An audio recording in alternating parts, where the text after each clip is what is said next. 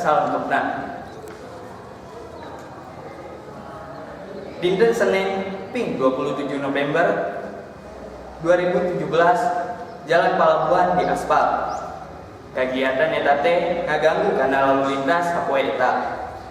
Akibatna pengguna jalan kudu muter ngaliwatan eta pangaspalan. Warga didinya ngebantuan untuk jalan ngabijaan yen aya pangaspalan. Kusabab jalan Palabuhan rusak, pemerintah didinya hayakeun pangaspalan sejauh 200 meter. Pemirsa, rupina mung sakitu hidangan warta dina dangan ayeuna. Simkuring pun Jajang Arianto, sejak amit mungkur amit mundur, nada dihapunten dina sabudaya kalepatan. Wabillahi taufiq wal hidayah. Assalamualaikum warahmatullahi wabarakatuh. Kuring sudah.